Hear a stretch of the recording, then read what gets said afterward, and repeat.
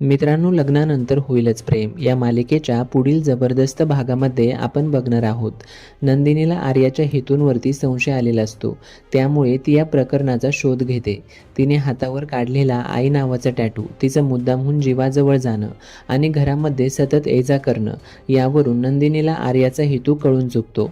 आर्याला जीवाच्या आयुष्यामध्ये आणि घरात आपली जागा घ्यायची आहे हे नंदिनीला समजतं. याबद्दल सगळं काही नंदिनी जीवाला सांगते. ती जीवाला म्हणते की आर्या फक्त तुमच्यावरच नाही तर आपल्या बाळावरती सुद्धा हक्क दाखवत आहे. ती तुम्हाला बाळाचे बाबा आणि स्वतःला बाळाची आई म्हणवते.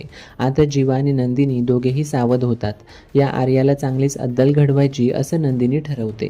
पण ही आर्या आता नंदिनीवरती भारी पडणार असं दिसतंय. कारण सरोगसीच्या ॲग्रीमेंटची फाईल नंदिनीच्या रूममधून आर्या चोरते, जेणेकरून ते ॲग्रीमेंटच अस्तित्वात राहणार नाही आणि नंदिनी स्वतःला बाळाची आई कधीच म्हणू शकणार नाही. आता आर्याचा हा प्लॅन सक्सेसफुल होईल का? नंदिनी तिचा हा डाव कसा उलटवून लावेल हे बघणं रंजकदार असणार आहे. तर ही मालिका बघत राहा आणि पुढं काय होणार हे जाणून घेण्याकरिता चॅनेलवरती जर नवीन असाल तर लगेचच चॅनेलला सबस्क्राईब करा.